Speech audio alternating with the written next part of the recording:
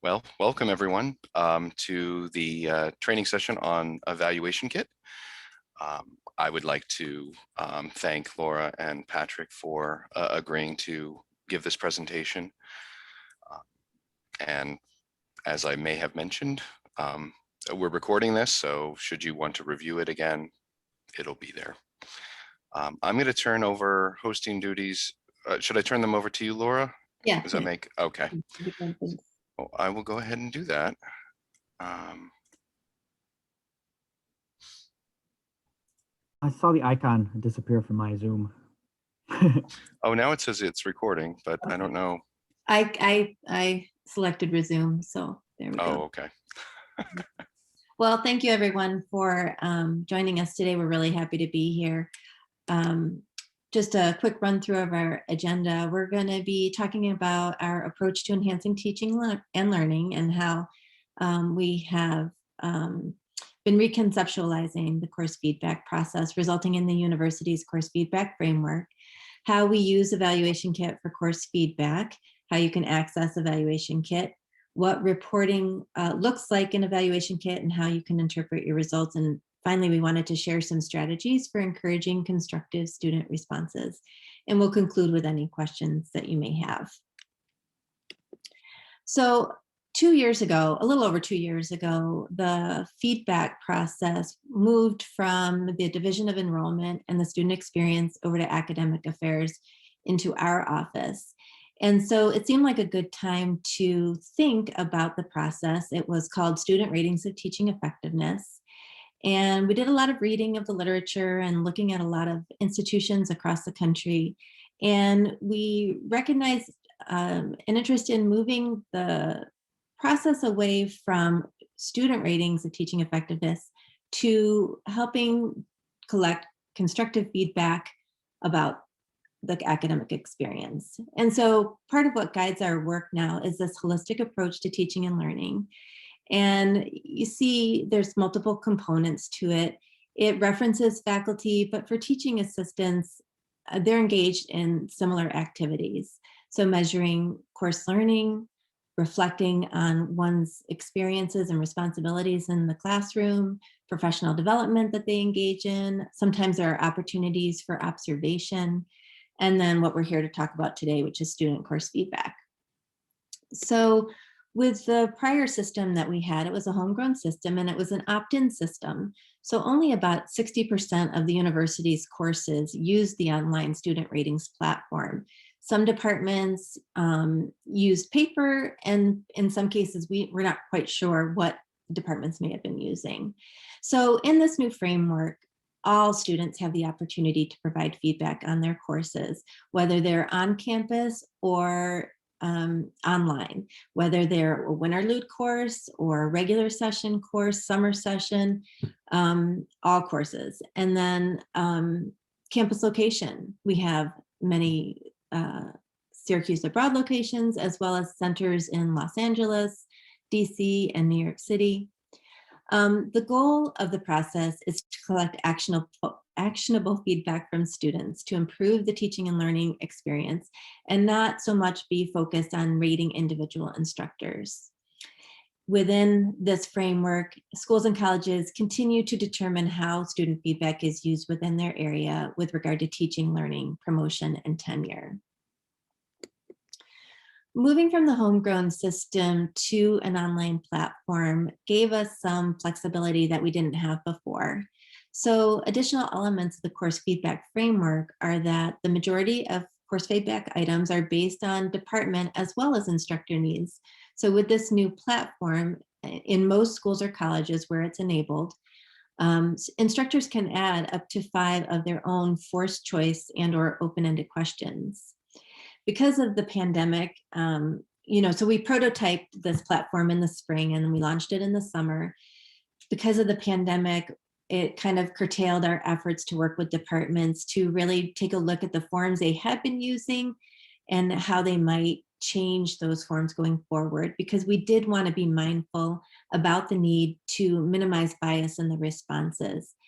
And so departments are at different stages right now. Some have already gone ahead and made changes to their course forms. Others are in the process of doing that or will be doing it in the fall.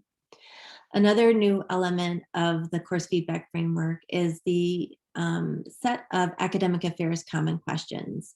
And these questions are applied to all Syracuse University courses. As you can see, the first few questions here really ask the student to reflect on what they're bringing to the course experience, what their motivations are, how much time they've invested. And the remaining 4 questions focus on specific course elements of the syllabus, students being able to contribute to the conversations going on in the classroom, course assessments, and feedback. These last couple items are rated on a 6-point agreement scale that eliminates the neutral middle response because we want to try to also minimize central tendency bias.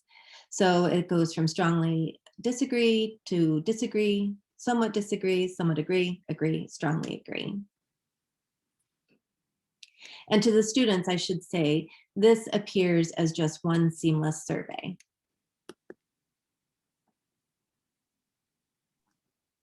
So now we'll discuss the TA role in EvaluationKIT a little bit more specifically. So within EvaluationKIT, there's really 2 ways that teaching assistants can receive feedback. The first way are by way of TA questions, which are included on the overall course feedback form. So that graphic you just saw on the last slide, how it's compiled with academic affairs questions from schools, college departments, and then if the instructor, professor of the class added their own. Well, usually within that, if the particular department has questions that they'd like to ask more geared towards the teaching assistant and their involvement in the course, those will be included on the course feedback form itself. And the TA would be marked as a teaching assistant within the system. So when they go to log into EvaluationKIT, basically what they'll see on their dashboard are the actual project reports, the reports for their courses. That's really the only thing they see on the dashboard is when those reports do become available, they could click a couple links in and view and download the questions that are relevant for them that were asked about them. So not all departments do have TA questions enabled or added for their particular courses. So we do definitely encourage TAs to just check with their department specifically to confirm if questions are included for their sections that they're a part of, so that they know if they will receive any course results when the semester is over. But the second role within EvaluationKIT are for TAs that are actually marked and designated as instructors for a section. So if they are actually labeled as the instructor, then they will have pretty much the same scope, the same views as the instructor or professor for a course would have as well. So that does open up a little bit more visibility. And I think a few slides down, we will show the difference between the dashboards. So there's really 2 main roles, whether they're left as teaching assistant, maybe they are a TA in addition to the professor, or they are actually labeled as the instructor for that section by the department. And I've seen that mostly in like labs and stuff. Sorry about that. In the instructor labs. Oh yeah, the next slide's fine. So there's, I think 2 people in the waiting room, and I don't know if Are there? I'm the only one that can let them in. I'm trying to figure that out. My screen is not cooperating. Yeah, since we changed hosts, unfortunately, I can't let them in now. There we go. I just had to move some things around. Okay. Oh, wait. I think there might be one more person in there. Laura, if you want to make Sean the co-host, he can keep track of that. Okay. I am. You'd think I would not be Zoom challenged by now, but apparently I am. Hold on 1 second. I've lost the, oh, there it is.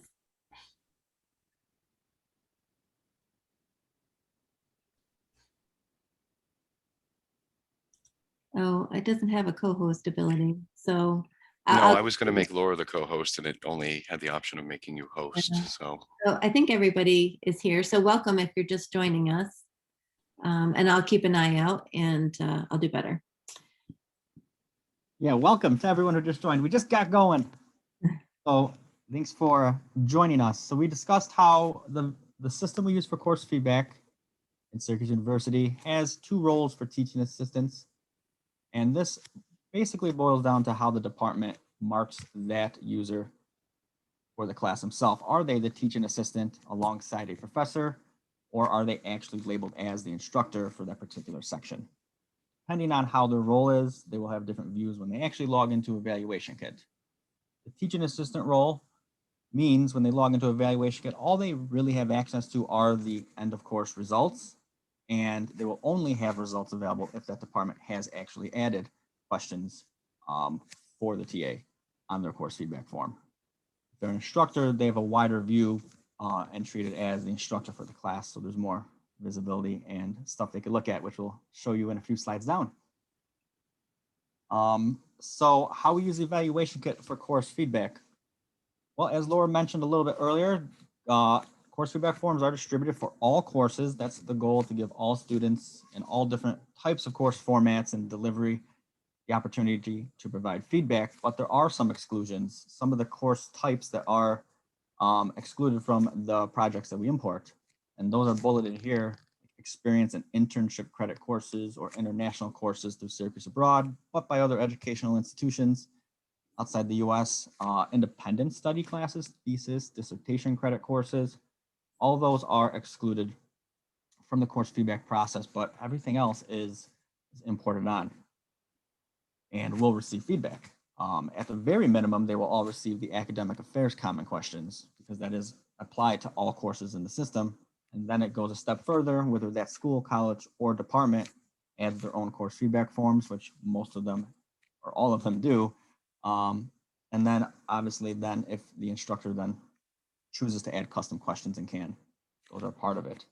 Something else we work to do when we import the whole big course load, we work with each department to verify the course list looks correct, the enrollments, the assigned instructors, the assigned TAs. So we work directly with them and we confirm this information and set it up based on their direction. Are the professors correct? Are the TAs in EvaluationKIT correct? But with that, we also can map or cross-list, merge multiple sections or courses together. So what that means, when the results do become available, they're all merged together on one single report. So like meets with classes, for example, if it's even two different prefixes from two different schools, it could be combined and produced on just one single report to have everyone together. So that's something to keep in mind. And to let you know when the course surveys actually trigger, meaning they start and end, we have course feedback windows following these rules on the screen. And what we base it off of is the overall course length of calendar days. So we do connect with Blackboard to import all the course and enrollment information, but we also receive information from the registrar's office on the actual course run dates and all of that, so that we can merge it together to ultimately determine every course by course, how long it runs, how many days it is, so that we can apply these rules. And the importance of this is that course feedback can now actually occur towards the end of every single class throughout the semesters, whether or not it's a flex class only in the beginning, only at the end, or somewhere in between.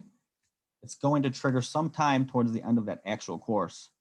So it's no longer like a course ran for the first 4 weeks, but then feedback is prompted at the very end of the semester after the students have already gone through the rest of the semester. But while it's fresh in their minds.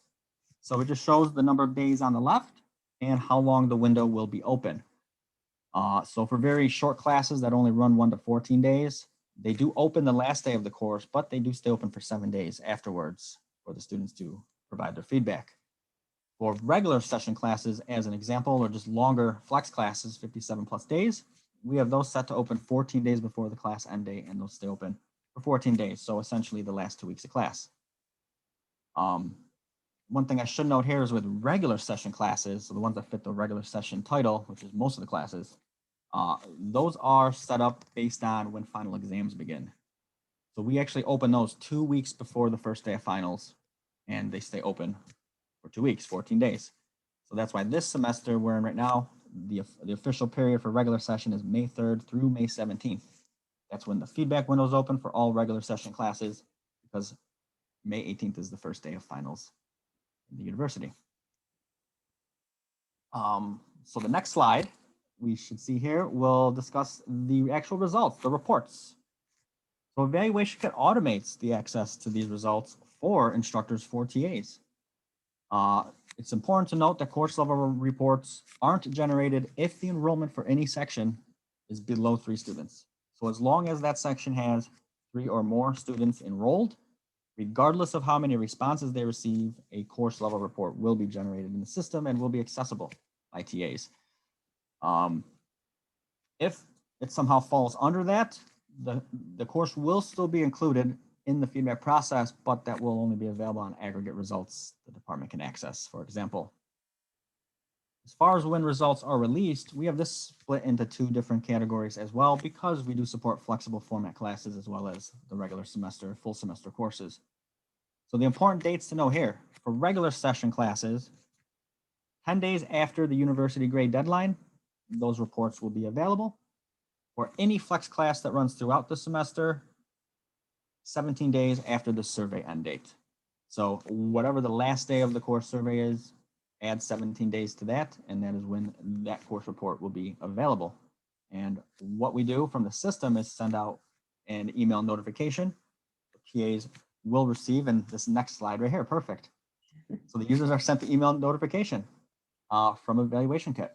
And we have these all set in the system, so everything triggers based off of all the course dates and everything we have set up and confirmed with the many departments out there. So for students, it's important to know when they're actually contacted about the feedback process. And first, they'll be contacted the day any of their course surveys open. They will receive an email letting them know that they have courses they can provide feedback for. It will give them a link to coursefeedback.syr.edu where they can go sign in with their NetID password and complete the feedback. They'll also be reminded every 3 days after that initial notification goes out if they remain to still complete the survey. So up until they actually submit the survey, they will receive reminders every 3 days until the survey itself closes. And then when they do submit the course feedback, they receive a certificate of completion email instantly, just so they could keep track of it for their own records. Maybe if they want to show it for extra credit or something, whatever the case may be, they'll at least have a file that says they have completed feedback for this course and this project, which will always be named after a semester, and they can keep it for their records. The next role is instructors. It's important to contact them as well about the process. So the very first email instructors receive in any of our semesters comes 21 days prior to their survey opening for their courses. And they receive this email because instructors in most of the schools and colleges have the ability to add their own questions to the course survey if they'd like. If they have specific questions on things they've tried in class, their content, something they want to ask their students regarding their course that maybe isn't captured on the department feedback form or the academic affairs, this is their time to do it. So they're contacted starting 21 days prior to the survey opening, and they have a full 21 days to input that information. When the survey opens, they lose the ability to add questions because the survey is open. But just like students, instructors are informed the day their survey is open, so they know the process is now started and their students have also been contacted to provide feedback for the course. So they're aware that that is now active and encourage them to discuss it in class, mention it to students, even offer some time in class for students to fill it out. But then they'll be reminded every 5 days as well until the survey closes that they still have active feedback in the system that's open for the students to complete. And lastly, when their reports become available, of course, they'll receive an email and it will give step-by-step directions for them to log in and show them how to access those course reports. But in addition to all that, the TAs will also be contacted, and they'll be contacted the day surveys for any of their sections do open up for feedback. So the TA is aware that feedback is started for their sections. And also the day reports become available. So just like instructors, when the reports are available for TAs, they'll receive an email as well that will show them step-by-step directions, log in, click it, and access the reports if they have any. So just going back to the note we had a few slides back, again, this is all dependent on if the department has enabled or added questions directed for the TAs on their forms to begin with. If there aren't any questions for the TA included in the department or school college form, then there won't be any results for the TA. So now we can move on to how to access EvaluationKIT. So it does work in a number of different browsers, and we know there are a lot of MacBook users on campus, but Chrome and Firefox are the preferred browsers for EvaluationKIT. And an important note as well is that EvaluationKIT really requires the acceptance of a session cookie. So going into your particular browser settings and enabling or allowing third-party cookies, because it does communicate and display course information and all that stuff. So it just works more fluidly when that is allowed. So that's something we definitely encourage and recommend for all users to enable. But how to actually get into the system? Well, simply go to the website. Listed on the first bullet to the right, coursefeedback.syr.edu. If you go there, it should have you sign in with your NetID and password, and that's how you can access it. In Blackboard itself, if there's active feedback for any of your courses, there will be a course feedback module in there with some sort of link to click to access.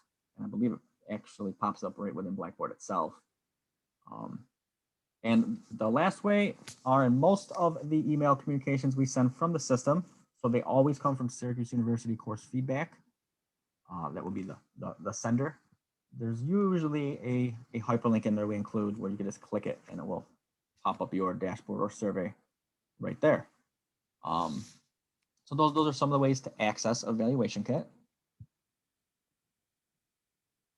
So when you do log into EvaluationKIT, we have two different images here, and these are two different roles. The top one is teaching assistant role. The one on the bottom is instructor role.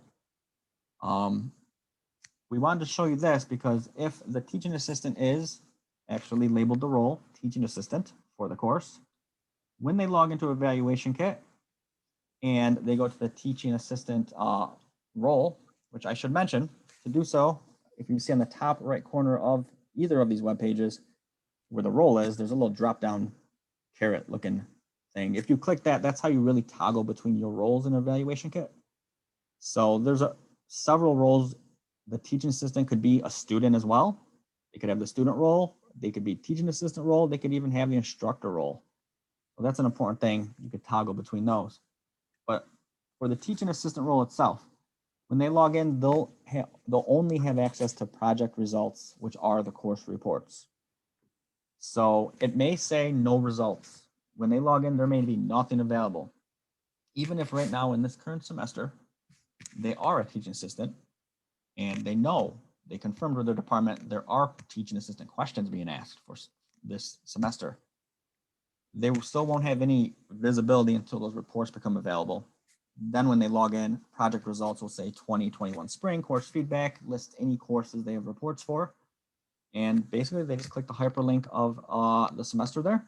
And then on the right, there's a download button, and that's how they can download their reports. The bottom role is if they are the instructor for the class.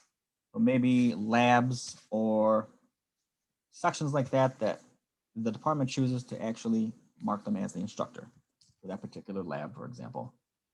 This opens up more of a view for them on the dashboard. It gives them the instructor view, basically what all the professors see when they log in. And this has much more tools to it. There's a response rate tracker you'll notice on the top left of that screenshot on the bottom. They can go in and actually track live what the response rates are for their courses. There's a manage courses widget below that. And if they click into that a couple times, they have a detailed course list, which shows all their courses, when the survey starts and ends. It also shows the enrollment of their students, as well as a preview button to actually see on screen what the survey in its entirety looks like, from academic affairs questions all the way down through any that are applied. But just like the TA role above, the project results widget is right in the center of the screen, and they access it the same way. It'll list their courses, they click the hyperlink and can download reports. And then on the right, it just shows them some custom question access dates. So if custom questions are enabled for that particular project still, it'll give them some dates and further links in there. And then on the bottom right is a results feedback widget you'll see. This isn't something widely used, but EvaluationKIT does have this interface built in. where a conversation can essentially occur within its own separate module in EvaluationKIT between the instructors and administrators. They can have a discussion, leave comments, like a chat log, basically, in reference to a course report within that semester. So it's just its own separate thing in reference to, so none of the comments or conversation is actually applied on the reports that are downloadable. It's its own separate functionality. Just wanted to point out what that was. You see that on the bottom right. So moving on to the actual report itself, there are forced choice questions or open-ended questions. So for the quantitative results, for single response forced choice questions, the type of information you'll see, frequency and percent distribution, the question response rate, the mean, standard deviation, the median. So on the right is an image of an actual course feedback report, how it looks. It will state Syracuse University on top. It'll give the project name, which is always the semester. So it'll be 2021 spring course feedback, the one we're in right now. Then it lists the course, the TAs that are assigned, and the overall response rate that this course received. But then it goes through each question and lists them individually. There will be open-ended question results as well. But for this only shows the single response and multiple response questions.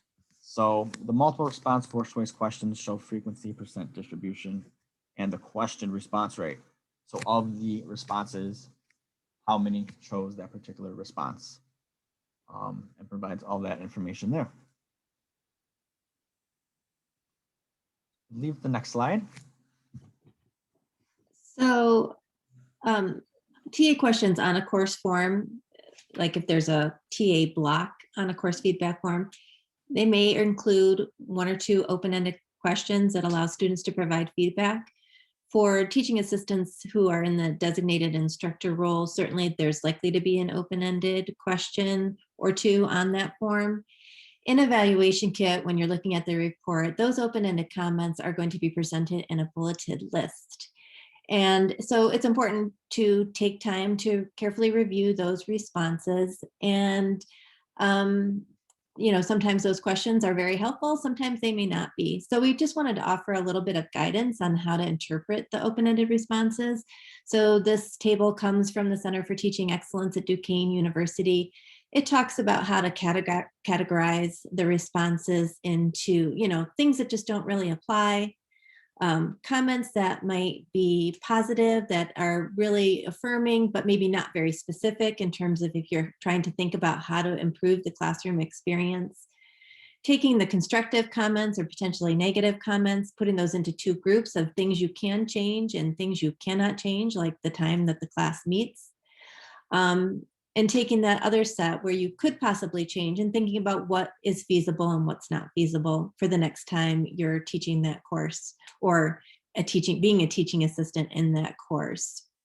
Sometimes there are comments that students provide, perhaps around availability or something like that, where you think you are available, but maybe students don't see it that way. So it's important to just take some time to think about what might be going on there. And then sometimes it may feel like students are complaining, but really they're kind of letting you know that things are going well, such as she made us think. So this is just some different things to think about as you're reviewing a set of open-ended comments. A very important thing to do as part of the course feedback process is to talk to students about the process. And we wanted to include just some strategies for how to foster constructive feedback from students. A really important priority for us is to develop an educational component for students, because when we were gathering feedback from students and faculty, school college leadership, campus partners, we were hearing that sometimes students would just say totally off the wall things that didn't necessarily relate to the course learning experience.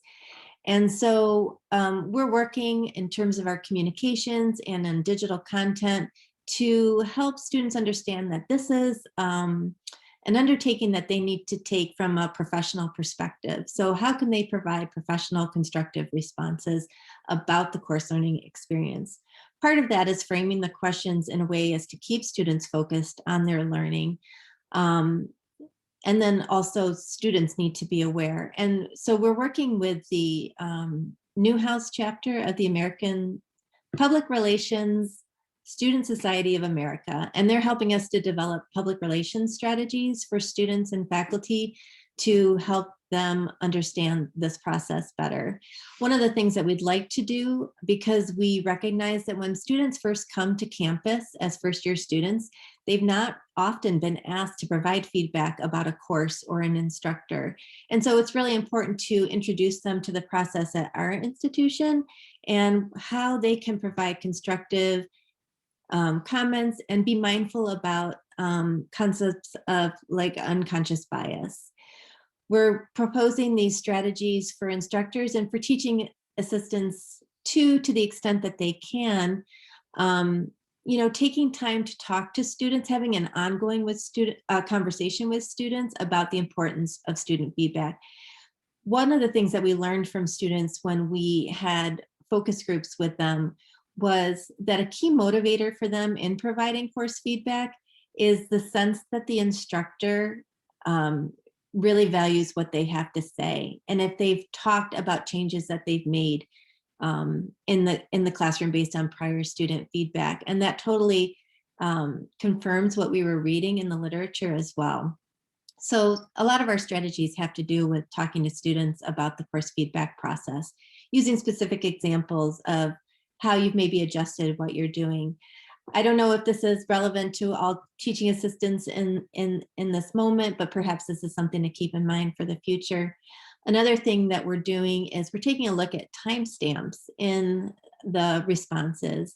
And we're looking at that in comparison to response rates, because we have been encouraging faculty to talk about the process in the class and provide time during a class session to complete the form. What we're seeing in our preliminary results is that instructors who do provide specific time in class to complete the form have response rates that are far higher than those that don't. So we're looking at, clusters of timestamps versus ones that are just completely random. The kind of random response rates, depending on course enrollment size, they're basically in the 40s, whereas instructors that provide planned time have response rates in the upper 60s, 70s, 80s, 90s, 100, up to 100. So it is an important strategy. It's kind of like going back to the paper days of when students completed paper forms in class. Same thing, providing that time really makes a difference.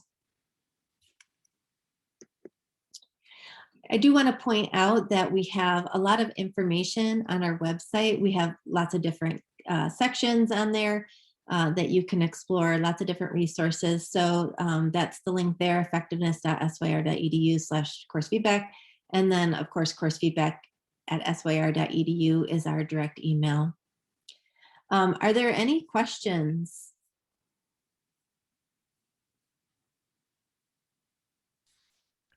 I think one question I have, and I'm sure that many instructors have the same, is there a way to tie completion of the evaluation to getting their grade or some other metric, some other way to ensure that they're actually doing this, even if they're doing it rather quickly? Mm-hmm.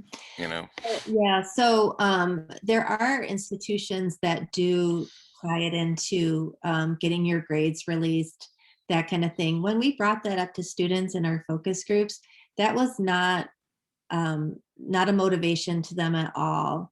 I mean, you can't necessarily hold grades back forever, but like releasing grades early if you complete your forms, that's not an incentive to them. What really motivates them is, again, if they get the sense that the faculty member is interested in their feedback and has used it or will use it, that's really key. Another thing that some of them mentioned was that some faculty that they have will offer a couple extra credit points if they complete the form. So they show either a screenshot of the submitted or they share the certificate of completion. Like that's also quite motivating to students.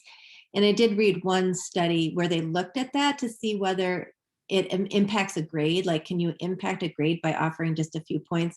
And this particular study did not find that that was the case. So it may be a low stakes way to encourage motivation. So I know of one institution, I'd heard one faculty member say that their child was at an institution where they required students, like we could block them out of Blackboard. We don't have any plans to do that, but at his particular institution, they did do that so that they kind of forced students to provide a response. And in the case, it was more aggravating to this particular student and could elicit a more negative response. And we certainly don't want that. Thank you. Hello, everyone. I have a question. Mhm. What is the effect? Assuming, okay, this is my first time interacting with the system. It's the first time I'm having a full-time online class, and there are some challenges, maybe technical, others, maybe you cannot get to know the reaction of the students. Like I was used to an in-person interaction where you say something or you are explaining something and you can directly read it from the learners that this one has not gone down well, or this one I need to repeat. Or so in the event that the response is otherwise, or maybe it's not as satisfactory, what would be the consequences to the instructor or the TA or something? Well, each school and college determines how they use the course feedback in relation to decisions that they make around teaching and learning, promotion and tenure and hiring and that kind of thing. So every school and college is different. So I can't speak to that specifically. I will say though, that one of the features that EvaluationKIT has is something called results feedback. And that allows you, once you have your report, you can select that option. And if you want to provide context around a particular class, around that particular class, and share that with the department chair or someone else within the school or college, whoever it might be, you can do that. So you could go in and put some context, like this class transitioned from on campus to remote. There were certain challenges in terms of engaging the students. You can provide context around that, to which the department chair, whoever you're sending it to, can respond. But in terms of how they might use that information, I'm not, it varies by the school or college. I do know that in the spring, there was a university-wide decision not to use course feedback data from the fall or from the spring as part of the hiring and promotion and tenure process. I'm not sure if that held over into fall or not.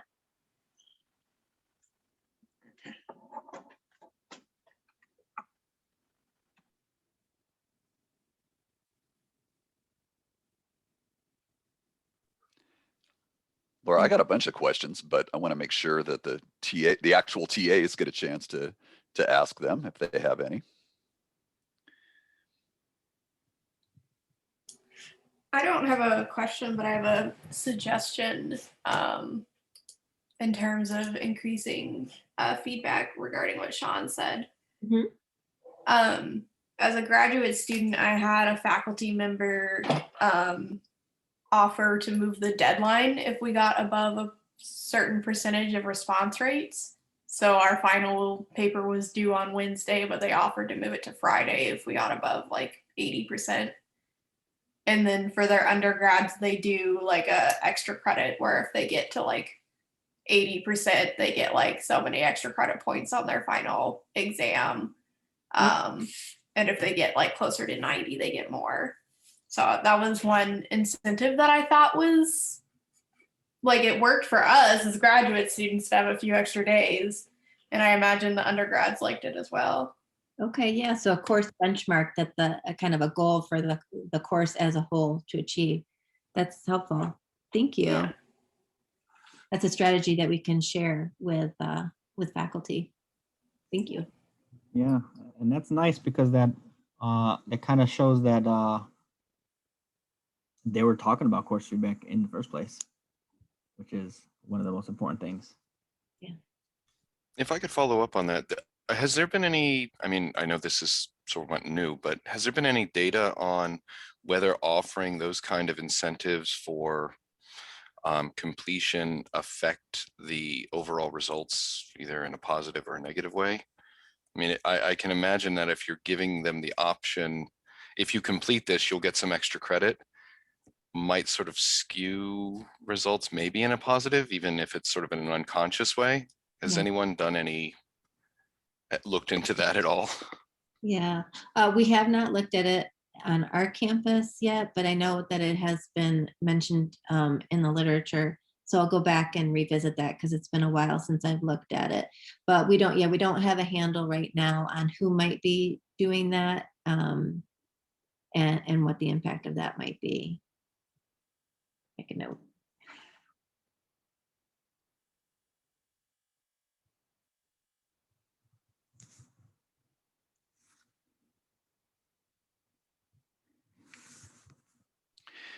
Flynn, did you want to? Yeah, well, okay, so just so I can make sure I understand what you said at the beginning, to make sure I got it right, that if you're a TA attached to a class, if it's a class that as a TA you're leading some kind of section, recitation, discussion, or presumably a lab section, that you may or may not be designated as an instructor for the course.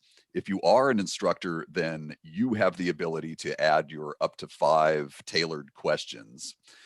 If you're not, then you have to check with the instructor to try to make sure that there are TA related questions on the course evaluations and what that might look like. So first of all, just to confirm that that's the situation. Is that right?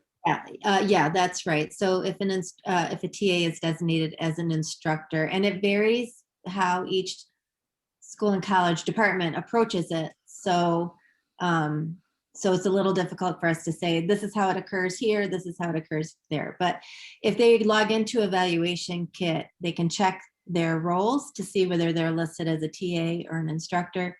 If they do have the instructor capability, they should select that to see and then they have access to more information. And I will say that I think we think the TA view is really too limited. It's not quite as what we would hope it would be, because we do have to encourage teaching assistants to talk with their departments directly to see, you know, what is available for them. So. Yep. So then if you're the instructor, do you get to pick the standardized questions at the beginning as well from a library, or is that something that the department sets for all the courses in the department?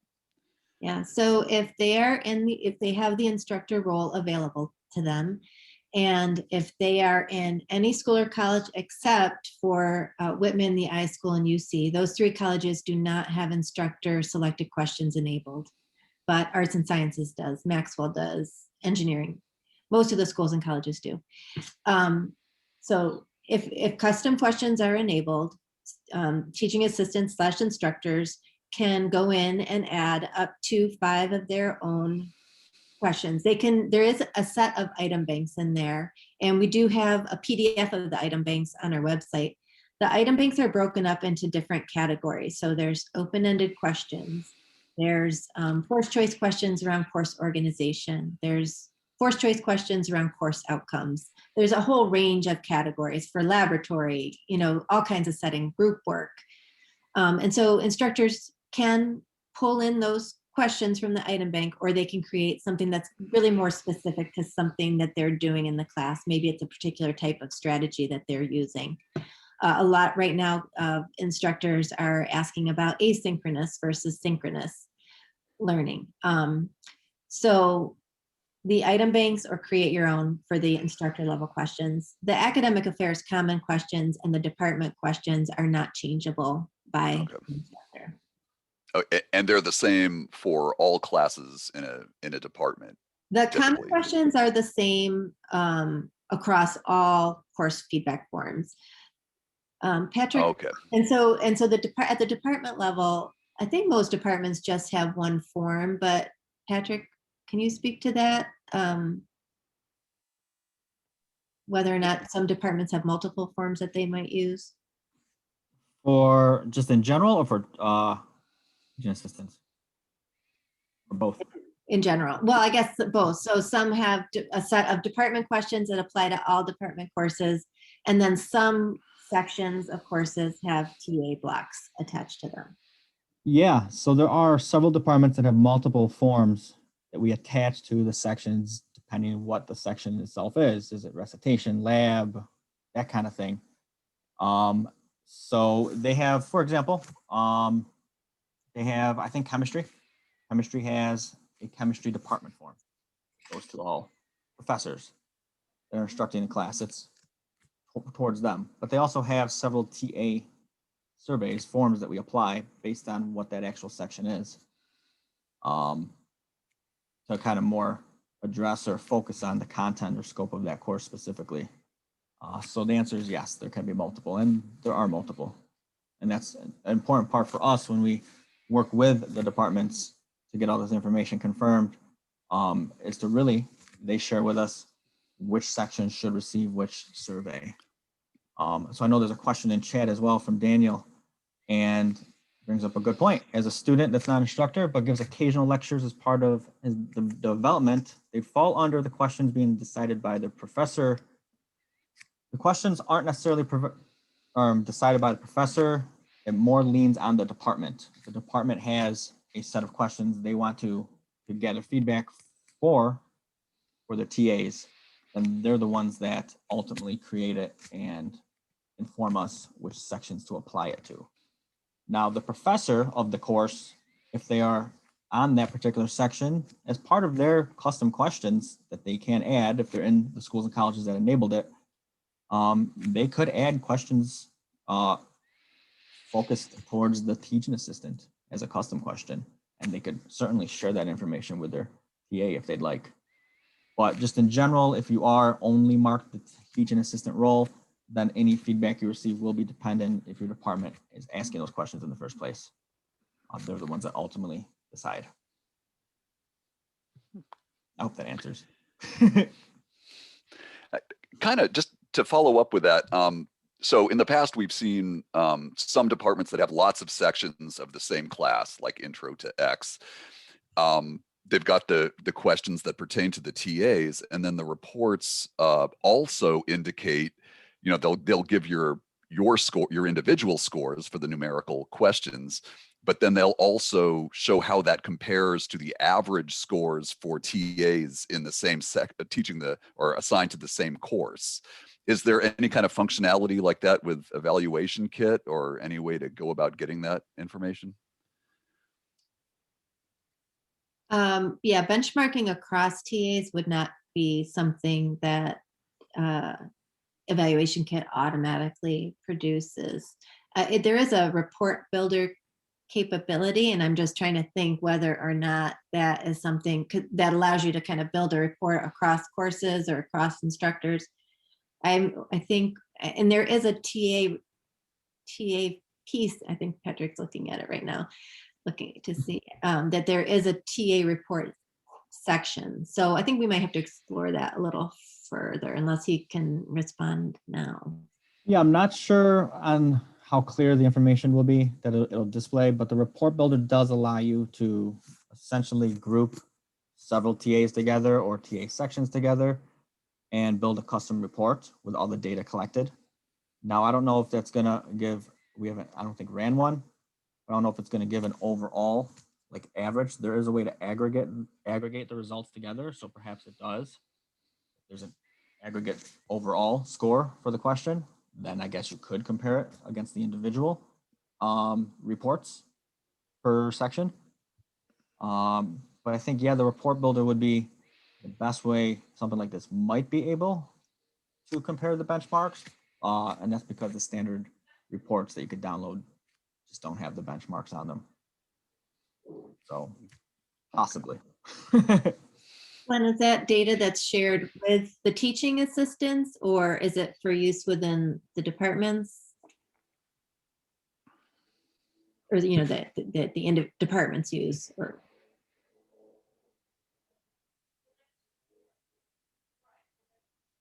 Oh, with the information, oh, so I was asking Glenn whether or not the do the TAs have access to this benchmark data, or is this something that a department uses? Well, what we've seen, in the past is that certain departments, they structured their assessments in such a way that it generated that information, and then the TAs would see, their scores, and they would also see what the average scores were for other TAs assigned to the same course. Mhm. Which is useful, especially because, a lot of the times, TAs will be including evaluations in their portfolios that they submit if they're outstanding TA or applying to be teaching mentor or something like that. And that's very helpful to have that compared. It provides like really straightforward evidence of your performance, versus your peers doing the same kind of thing. And actually, but I do have a kind of a somewhat related question too about these classes that have multiple TAs. So like a lot of classes have none, a lot have one, and then some classes have several TAs. So if the instructor has TA questions, is there a way to kind of break those down according to who your individual TA is? Because that's a problem that we've seen sometimes with other evaluations too, is that they give you their evaluations, but they don't discriminate. It's just like an average for all TAs in the class, or attached to the class. So it doesn't really give you a lot of information about your own performance. Is there a way that like students can say my TA is, Hillary or something like that? yeah, that's a great question. So one of the good things about EvaluationKIT is its support for co-taught classes, basically. So multiple instructors or TAs assigned a section. The way we have it set up is the actual survey will list questions for each TA, and it will clearly give their name by each question. So when the student's filling out the response to that particular question, they'll know it's in regard to TA1. And if they go on, they'll know it's in regard to TA2. So let's just say they only worked with one of the several TAs in the class, maybe. Well, they could skip the rest of the TAs and just fill out for the individual TA. And the good thing about that, not only from the student perspective during the survey itself, but reporting also separates everything out. The system's gonna only give TA1's results, TA2's results on their reports. And there's it's pretty much as simple as that, I guess. So there is a way it separates to help with that at least. Yep. Yeah. That's a good question. Okay, and last one from me, and I think I know the answer to this, but just to be clear, the evaluation kit only pertains to courses, right? Like there's no version of this that we could use for other purposes, such as evaluating our programs. It does have a general survey capability that allows you to import a group of students and to basically create a survey project similar to Qualtrics. The nice thing about it is it does include that pop-up notification in Blackboard, which we have found to be very helpful in engaging students in the process. We've heard from some students like, why are you sending me email? I already completed this form, because they've seen it in Blackboard. We have started rolling out the general survey capability. I would say it has branching. I would say that Qualtrics is a little more sophisticated in terms of the branching and the logic that you can do and the variety of question formats that there are. But it's a good solid general survey functionality in EvaluationKIT. So yeah, so we just started in the fall. We did a general survey with Newhouse. We actually have done we did a campus-wide online transition survey in the spring, back when we all switched to remote so quickly. And then this semester, we have done 2 senior exit surveys for 2 schools and colleges. So if you're interested, happy to talk about that further. Great. And staff could use that as well. You don't have to be a No, an actually, we're instructional the role? administrators. I mean, we're the primary administrators for the camp. It's not like Qualtrics where you can just go and create one. Right. We work with you to set it up. We administer the survey. You would not have access to like the rolling response rate. It's something we'd have to periodically keep you informed about. And yeah, the reports look very similar to what you saw on the screen for course feedback. You know, with Qualtrics, you can do some crosstabs and things like that. Like that's not available in EvaluationKIT, but you can do a data export if you wanted to run it in SPSS or something like that. Great, thank you. Mhm.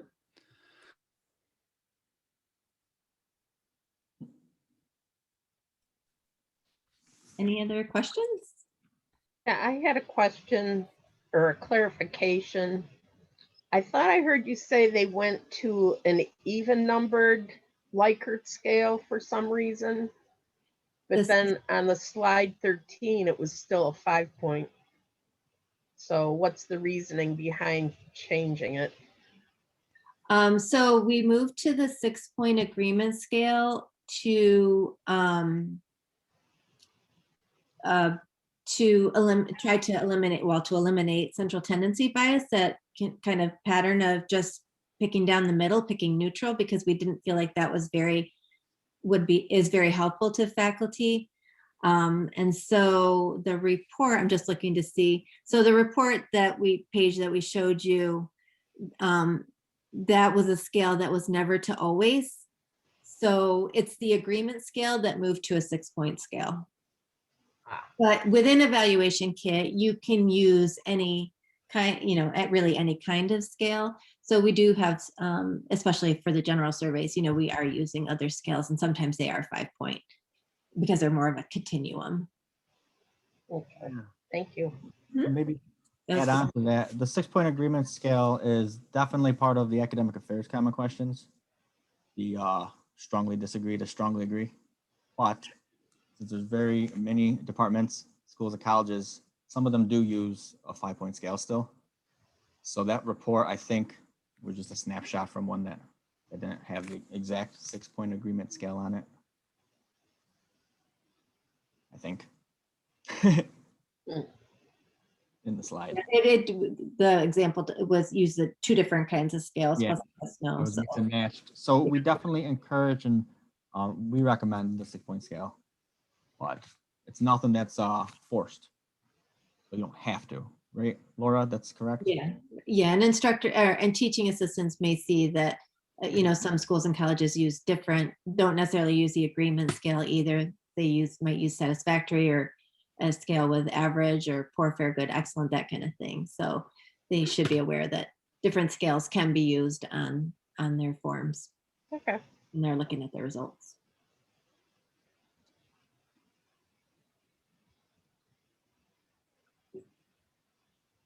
Well, we've actually gone over our hour that we allotted. Does anyone have any parting questions? I will just add, while people are maybe thinking of questions, that, Patrick and I are available at any point for questions, support, whatever you might need to know about course feedback. So you can just email us at coursefeedback@syr.edu. We'll get back to you as soon as we can. Excellent. Yeah, definitely. Well, Patrick, Laura, thank you so much for doing this. If everyone wants to give a virtual round of applause. I think this is very informative, and I'm looking forward to seeing people use this more robustly. Well, thank you for having us. Thank you. And just, since I made you host, if for whatever reason I didn't actually record and you did, if you could just